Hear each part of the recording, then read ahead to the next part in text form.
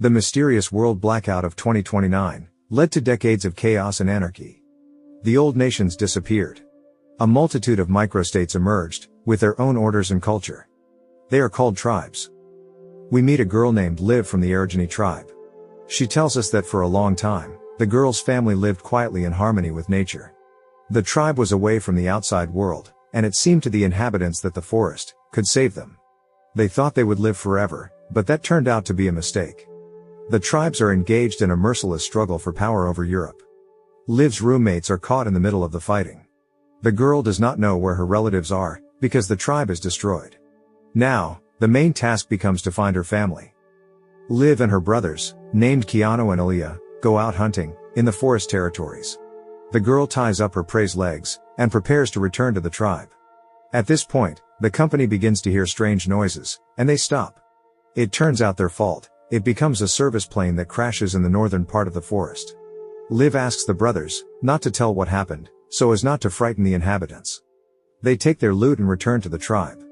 The family confesses to their father that they saw a modern-day plane that crashed. They ask permission to see the plane, but the father refuses the children. At this time, strange events occur in the outside world. Lord Varvara reports that the patrolmen have shot down an aircraft, the Atlantic Chulmak. It turns out that the craft landed on the south side of the forest, in the middle of Crimson's land. The girl is introduced to all the possible difficulties, for an invasion of Crimson's land could lead to war. But, if Varvara's plan works, she will get a good rank in the government. Keanu is serious about checking out the plane, but the girl does not listen to his opinion. The brother promises that he will find the destroyed plane in any situation no matter how dangerous. Tribal night is a very important night for Ilia, for tonight was his first successful hunt, and he has the right to take his place among the adults. From this evening, Ilia receives the mark of his tribe, which will accompany him throughout his life. The Arigini tribe is a tribe that has completely abandoned modern technology, for it has made mankind extinct. As the tribe is having fun, Keanu hides with his girlfriend, and offers to run away. Liv, in turn, asks her father to check the plane crash site, for there may be injured people left behind. The tribe goes in search of the plane, and notices a huge iron vessel. Deep in the woods, Ilia finds a magical cube, and takes it back to the tribe. On the way home, the boy descends into a cold basement, where old human inventions and propaganda posters are preserved. In the meantime, Liv guesses about her older brother's plans. The girl realizes that he wants to find out what it's like to live in the outside world, and to get rid of tribal custody. Liv is told the truth about the cruelty of humanity in the outside world, but Keanu sticks to her opinion. Not to upset her sister, Kia promises to stay in her native tribe, and not to leave the forest. Ilia hears strange noises, and notices a pilot lying in the corner. The man is bleeding, and looks very tired. He asks Ilia to find his magic cube, which he lost in the plane crash.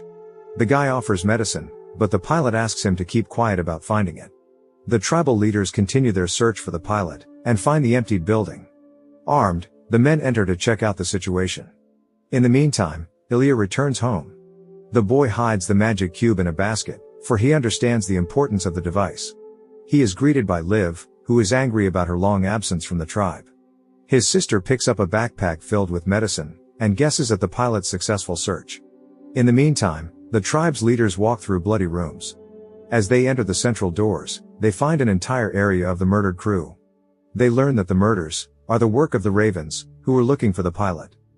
Ilia shows them the way to the wounded pilot, who is bleeding profusely.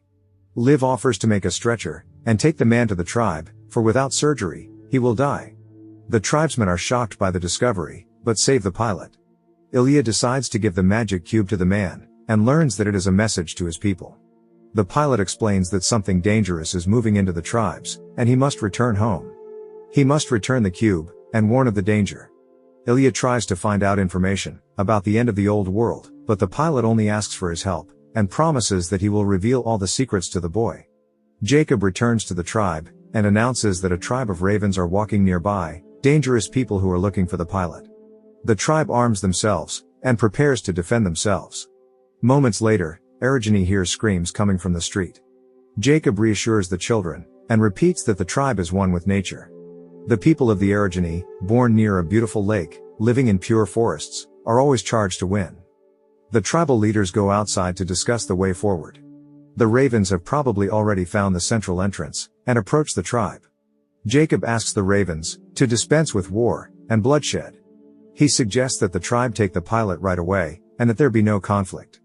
Unfortunately, the ravens do not want a peaceful solution to the problem, and begin a violent struggle. Ilia returns to the pilot, who gives him the magic cube.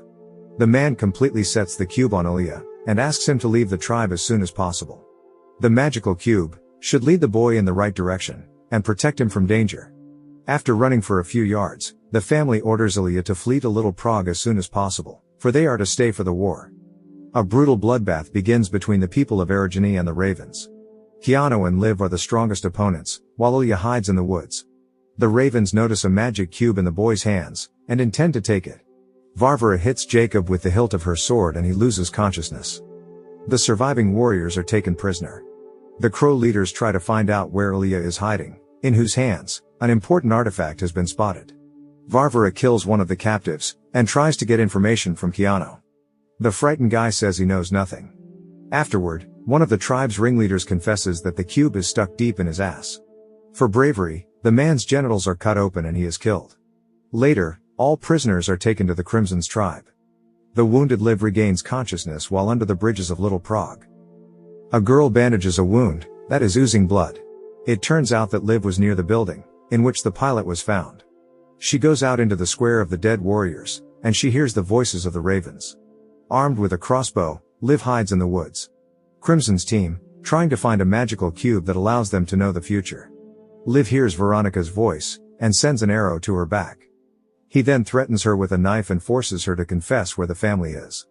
With a sharp weapon at her neck, the woman confesses that all the captives have been taken to the slavery of the ravens, where it is impossible to get, and asks her to finish what she started. Veronica confidently forces Liv to kill her, but the conversation is interrupted by an army of Crimsons. The girl meets a warrior named David, who tries to draw her in and make her trust. As they are talking, another warrior comes up behind her and hits the girl hard on the head. We are transported to Ilia, who finds himself in a dense forest. His cube seems to be broken, and no longer works. He finds a small boxcar standing outside an abandoned building. Apparently, the building is equipped with a small workshop, with lots of tools. Ilia hears strange voices from the corridor, and tries to find out the situation. The culprit of the voices becomes a German warrior named Moses. He notices the boy, and intends to kill him. After a moment, Moses mistakes Ilia for one of his own, and calms down. The man admits that he sells various appliances, and other things. Ilia asks to have the Atlantic cube repaired, for he begins to trust the craftsman. In turn, Moses looks at the cube, and cannot believe his eyes. He asks him to bring Ilia the box of tools that was in the next room, but the guy is deceived, for Moses simply takes the cube, and leaves outside the workshop. Moments later, Ilia is attacked by the ravens, and learns that the cube was taken by the old craftsman. All responsibility now rests with Ilia, for he is surrounded by an army of ravens. Moses returns to take the lad out of danger, and saves him. Liv wakes up in a small room, and feels very ill. The girl's wounds are stitched up, and IVs are given to her veins. It turns out that the girl is in Camp Arnberg. The warriors confess that they turned off the girl's consciousness, for personal safety. Crimsons interrogate the girl to find out the reason for the ravens' attack. She admits that the warriors were looking for the Atlantic pilot. Crimsons try to find out if Liv has seen the magic cube, to which the girl answers in the negative. She admits that the ship crashed in the northern part of the forest, near Little Prague, and perhaps the cube remains there. The Major sends warriors to revisit the territory and find the magical artifact. Liv asks to let her go to find her family, surrounded in Batoka. The Major agrees to let the girl go, but if she wants to, she can always return. Liv begs to be given a map to get to the impregnable tower, free ways. The Major tells her that the Crimson's tribe is successfully expanding, taking other tribes' territories, at great expense.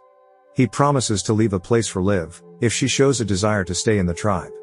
The man takes Liv to the upper floors of the building, where he shows her a map of the area. The Major warns the girl that getting to the tower is very difficult unless she is a raider or raven. The truck with Ilia stops in the middle of the rock massifs. Moses calms the boy down, and apologizes for what he has done. The master gives Ilia the magic cube, but tries to find out where he found it.